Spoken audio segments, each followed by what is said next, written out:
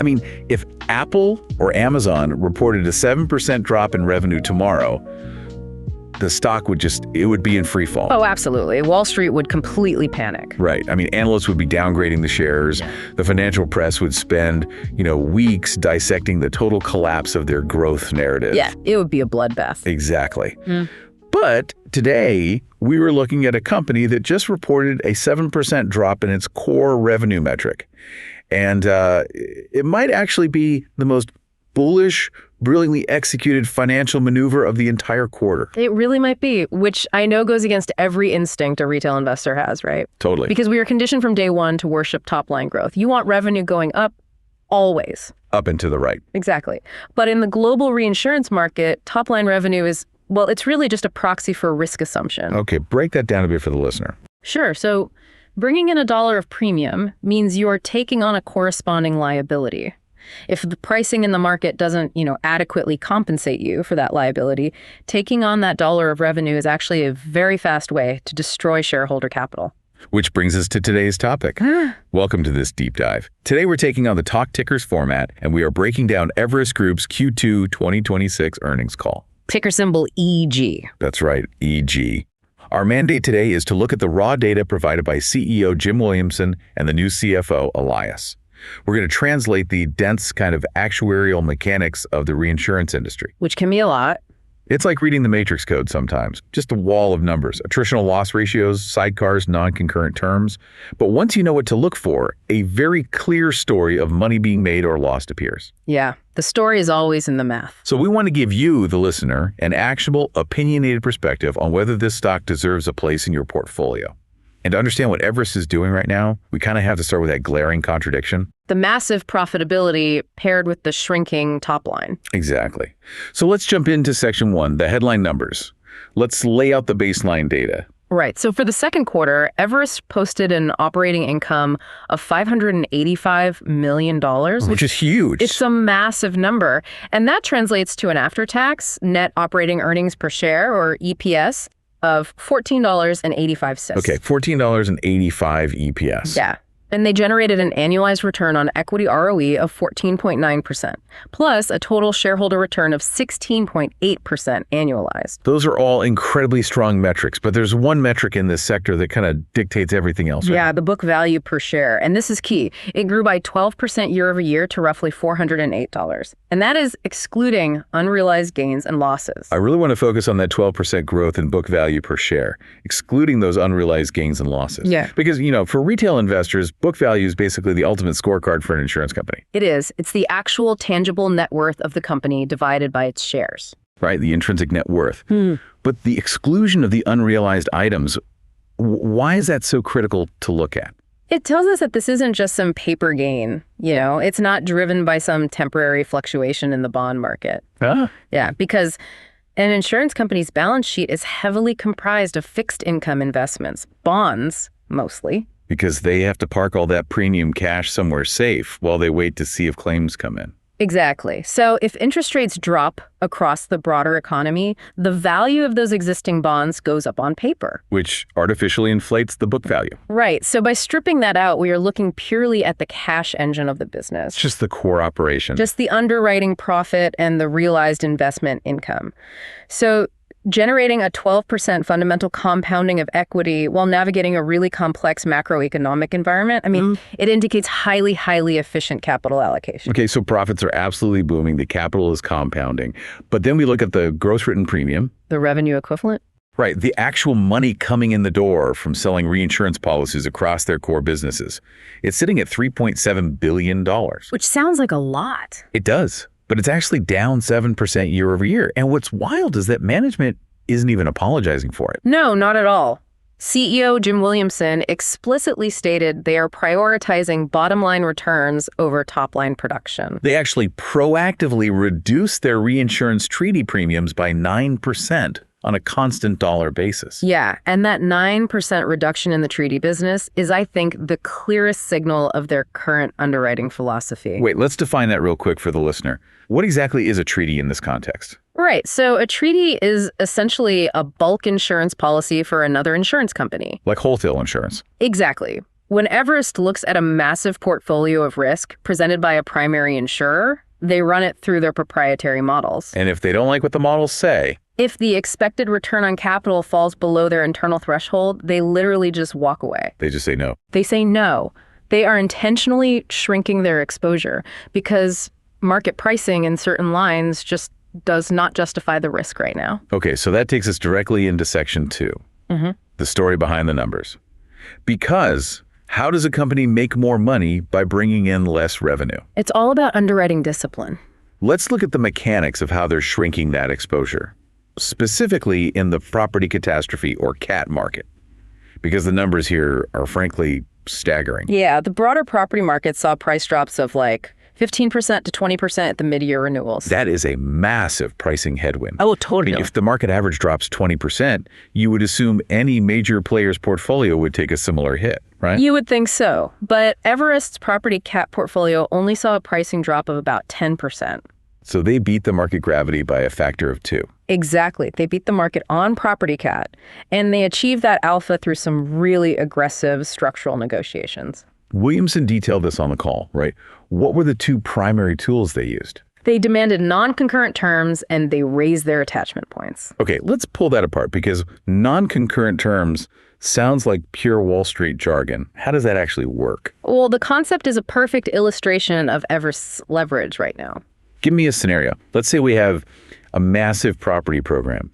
A primary insurer is trying to cover billions of dollars of coastal real estate in Florida. Right. So no single reinsurer is going to take on that entire risk by themselves. It's too concentrated. So the primary insurer builds a panel. Exactly. They might have 20 different reinsurers taking, different percentage slices of the overall program. Okay, so historically, how does that usually go down? Historically, the primary insurer dictates concurrent terms. Meaning everyone gets the same deal. Yes. They set a single price, a single set of conditions, and they present it to the panel. Every reinsurer on that panel accepts the exact same terms for their slice of the risk. So if the broader market dictates a 20% price cut, the primary insurer demands that 20% cut from the entire panel simultaneously. Exactly. But Everest they refuse to play that game. Because they have the size to say no. Right. Because of their immense balance sheet size and their position as a lead market, they actually have the leverage to demand non-concurrent terms.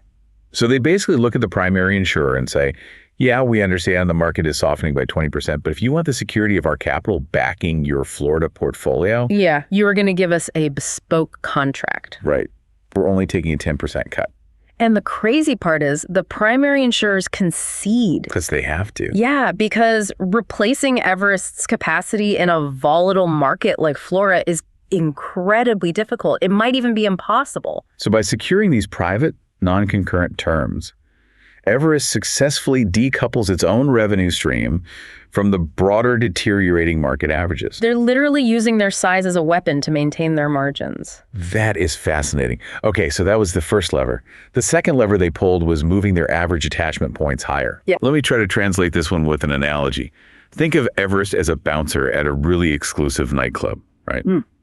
But instead of checking IDs, they are assessing risk's severity. I like that. The cover charge is the premium, and the risk is the clientele.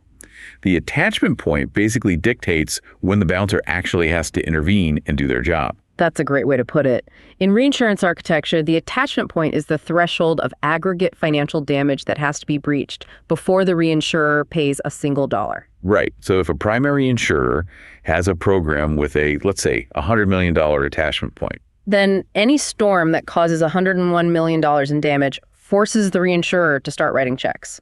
Okay, so by moving those attachment points significantly higher, let's say they move it from $100 million up to $500 million, Everest is fundamentally changing the statistical probability of a payout. Completely. They are telling the primary insurers that Everest will no longer provide coverage for the high-frequency, moderate-severity events. They aren't covering the fender benders of the property world.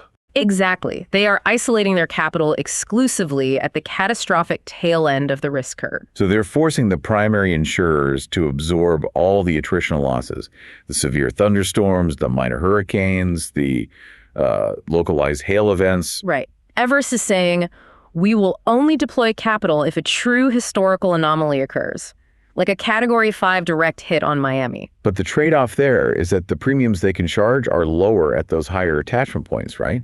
Because the risk is less likely to hit. Yeah, and that directly contributes to that 7% drop in gross written premium we were talking about earlier. But the risk-adjusted return on that smaller premium is vastly superior. Oh, absolutely. They are taking in less cash, sure, but they have completely insulated their balance sheet from that sort of death by 1,000 cuts scenario. Which is what kills you during an active weather season. Just constant mid-level claims hitting those lower attachment layers. Exactly. This is textbook defensive posturing. They are shrinking the top line to optimize the margin, forcing clients to take worse terms, and just stepping away from frequency risk entirely. It really paints a picture of a management team that is highly skeptical of the current pricing environment in property catastrophe lines. They're battening down the hatches. They really are. And that actually brings us to the casualty side of the business. Yeah, let's shift gears to casualty. Because this is where the earnings call kind of shifted from a story of structural leverage and alpha to a story of significant underlying anxiety. Yeah, management spent a lot of time addressing the U.S. tort environment. The lawsuit environment, Jim Williamson actually referred to it as corrosive. It's a strong word. Very strong. We're talking about social inflation, nuclear verdicts, and this whole litigation landscape that is just aggressively expanding the liability of corporate defendants. Social inflation is probably the single most destructive force in the casualty insurance market today. Explain what that means for the listener. Social inflation. So we are seeing juries award verdicts in the tens or even hundreds of millions of dollars for personal injury or liability claims. And these are claims that, maybe a decade ago would have settled for a fraction of that cost. Because plaintiff attorneys are getting more sophisticated. Oh, way more. They're utilizing litigation funding, they use emotional anchoring tactics in the courtroom, and they're really tapping into a general anti-corporate sentiment to drive up severity across the board. And this creates a very unique temporal problem for a reinsurer, like a time travel problem. Right? Because think about it. If Everest wrote a general liability policy back in 2021, they priced that policy based on the litigation data available in 2021. Exactly. They collected the premium, booked the profit, and set aside a reserve based on what they thought a worst-case scenario would cost back then. But if a claim from that 2021 policy finally goes to trial today in 2026, and a jury hands down one of these nuclear verdicts, a verdict that completely shatters the original actuarial model, then Everest's historical reserves are suddenly drastically inadequate. And that temporal mismatch is why long-tail casualty lines are so incredibly dangerous during periods of high social inflation.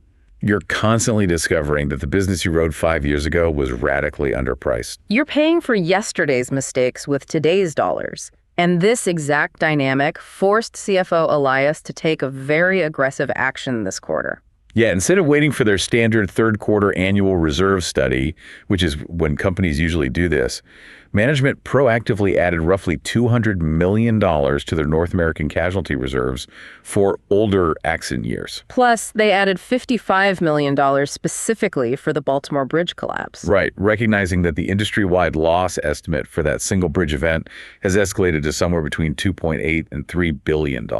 Yeah. But while the Baltimore Bridge Reserve is a specific known catastrophic event, the $200 million addition to the older casualty lines, that is a broad admission that the macroeconomic litigation environment is worse than their historical models predicted. Okay, I need to stop you there and push back hard on this. Go for it. Because I am looking at this $200 million charge, and I am seeing a massive glaring red flag. How so? If a company has to spontaneously inject $500 million into their emergency funds just to cover mistakes made on policies they wrote 3 or 4 years ago, their underlying pricing models were objectively wrong. Well, yeah. So why should we trust their underwriting discipline today? If they didn't see social inflation coming in 2021 and they're paying for it now, how can you as an investor have any confidence that the $3.7 billion in premium they wrote this quarter won't require another massive reserve bailout in 2030? It's a very fair point. That is the structural risk inherent in any long-tail insurance operation. But you have to evaluate the reserve addition in the context of broader industry behavior. What do you mean? In a deteriorating tort environment, the natural instinct of most insurance executives is to delay recognition. Hide the bad news. Exactly. They hope claims trends somehow reverse, or they utilize the higher interest rate environment to mask those underwriting deficiencies. They wait until the absolute final hour, usually that mandatory Q3 actuarial review, to admit a deficiency. So you were saying that taking the hit in Q2 unprompted is a sign of strength rather than a sign of systemic failure. I am. I found that hard to swallow.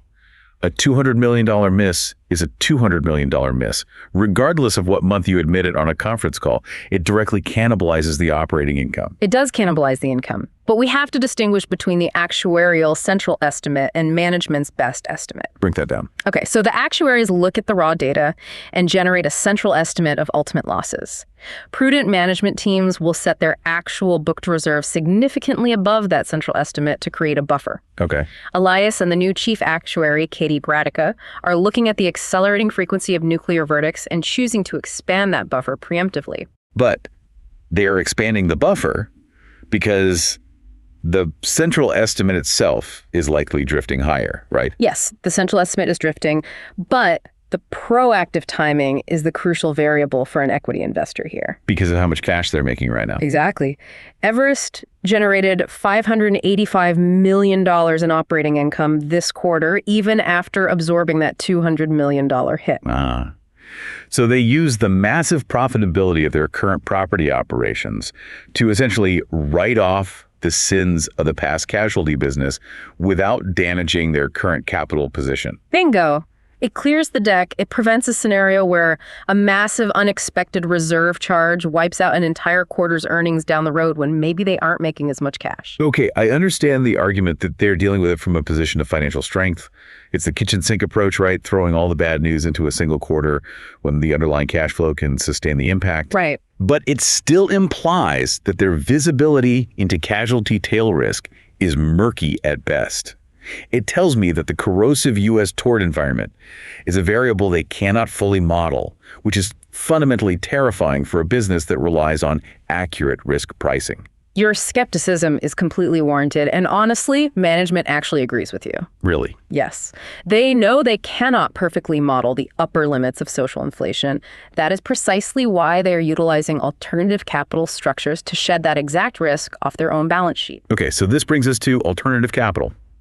Specifically, the launch of their new sidecar vehicle, Annapurna Re. Yeah, this is one of the most mechanically fascinating parts of the earnings call.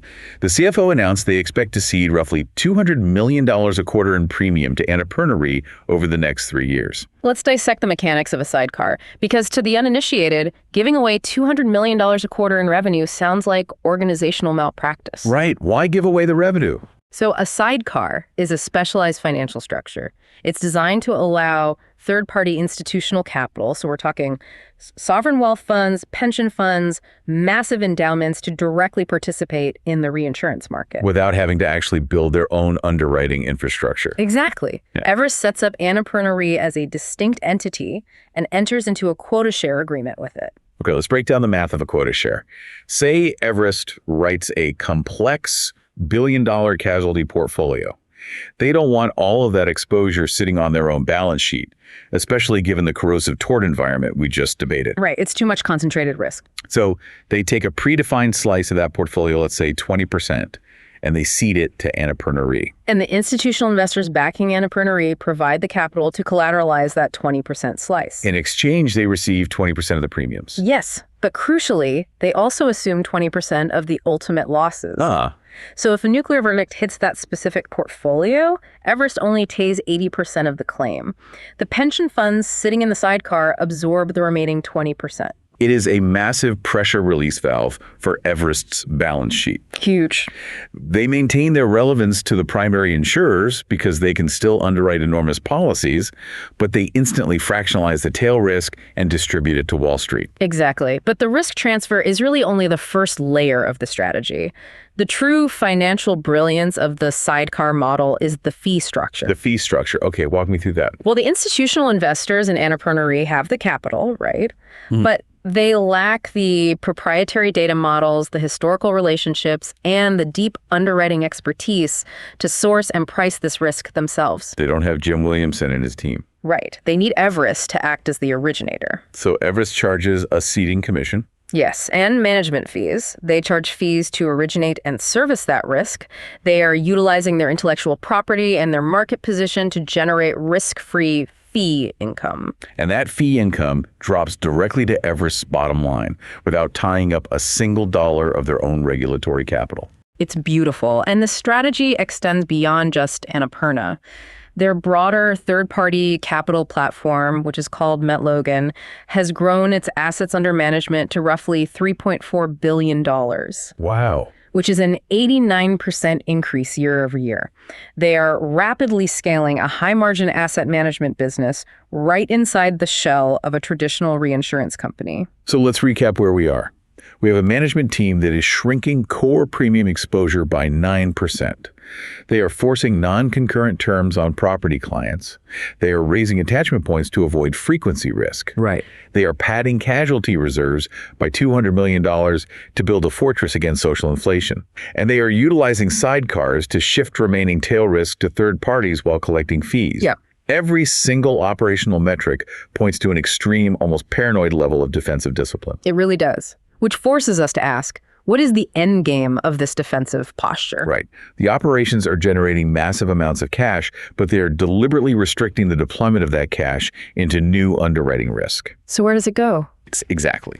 This leads us directly to Section 3, management's guidance and their capital allocation strategy, which frankly is the crux of the bullish thesis for the retail investor. If they aren't using the cash to write more insurance, where's it going? The answer is aggressive, unyielding share repurchases. Stock buyback. Huge stock buybacks. Since Jim Williamson took over as CEO in January of 2025, Everest has deployed $1.5 billion to buy back their own stock. They have retired over 10% of their total outstanding shares in roughly 18 months. That is massive, and the velocity of the buybacks is accelerating.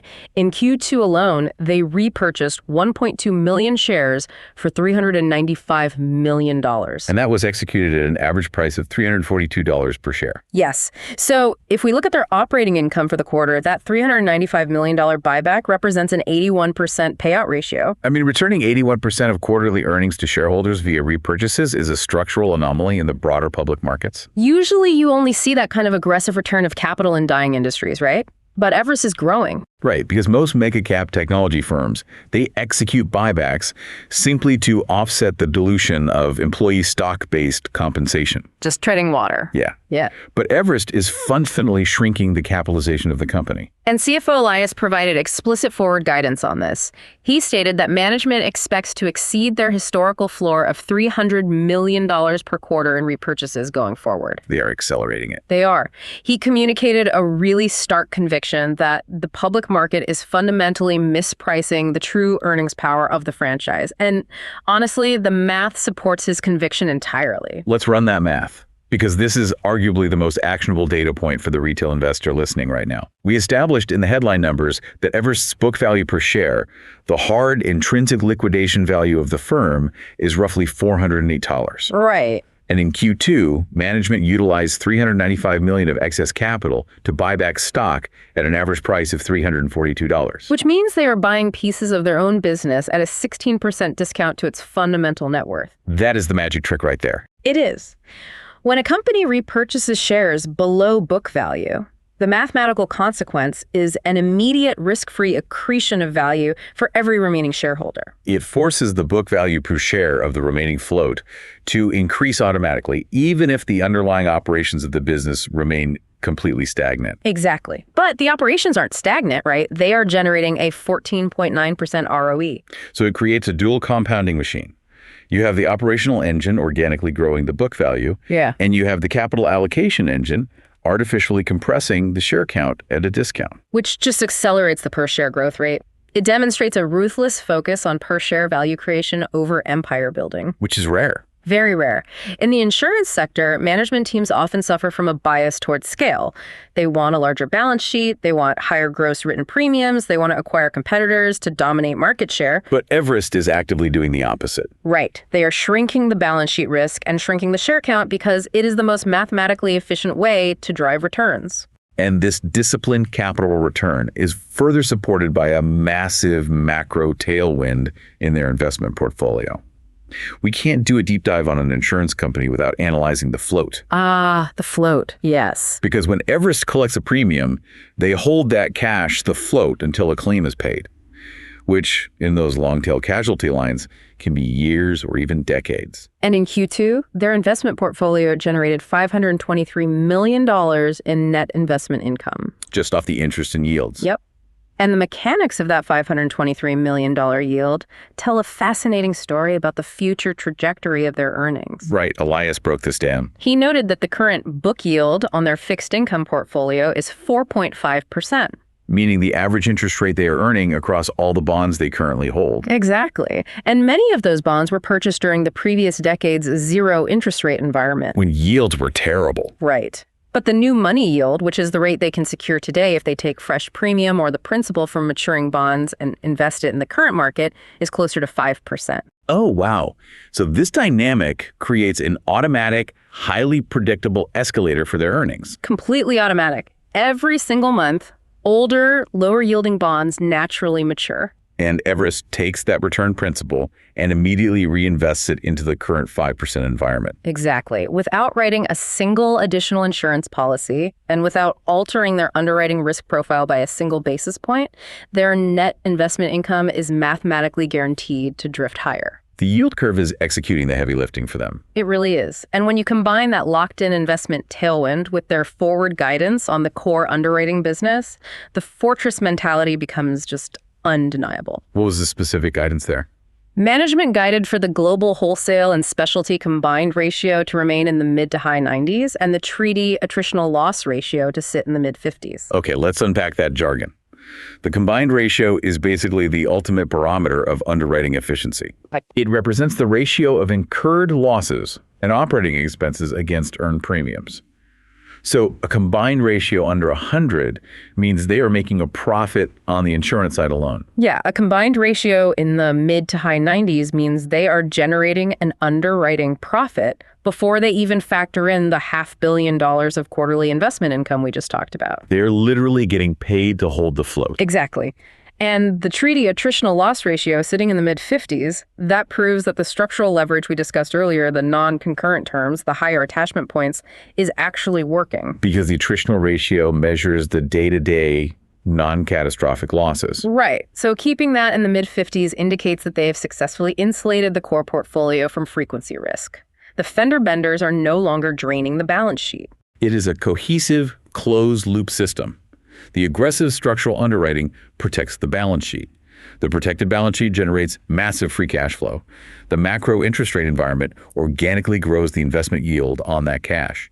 And management uses the combined excess liquidity to aggressively retire shares at a discount to intrinsic value. It's honestly beautiful to look at financially. So let's bring this into section 4. Yeah. The bottom line. Let's distill this down to an actionable takeaway. If you are a retail investor holding AG, or evaluating an entry position, the narrative surrounding the 7% drop in gross written premium is a trap. A total trap.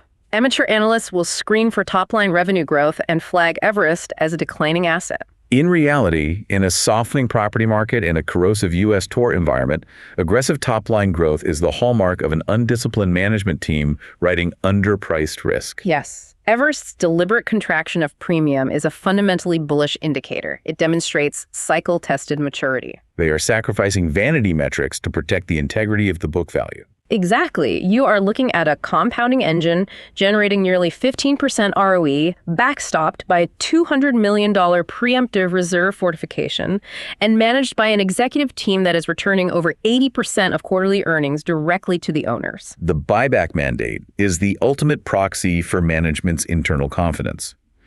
They have committed $1.5 billion to the premise that the public markets are mispricing their operational stability.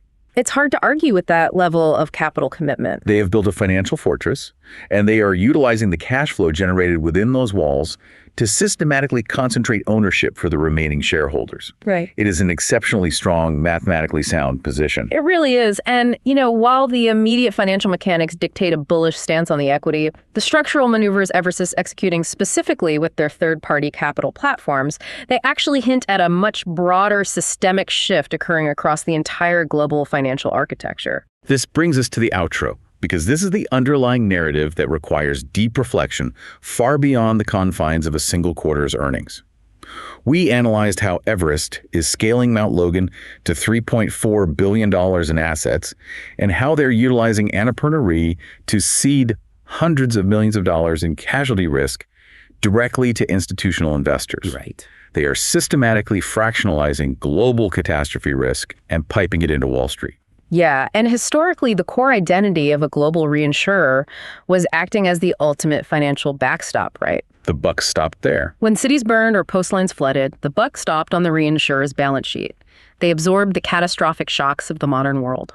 But as the frequency and severity of these shocks escalate, driven by climate volatility, cyber threats, and social inflation, the capital required to backstop the globe is exceeding the capacity of traditional reinsurance balance sheets. So the reinsurers are evolving. They are transitioning from being pure risk takers to becoming risk matchmakers. They're constructing toll booths. That's exactly what it is.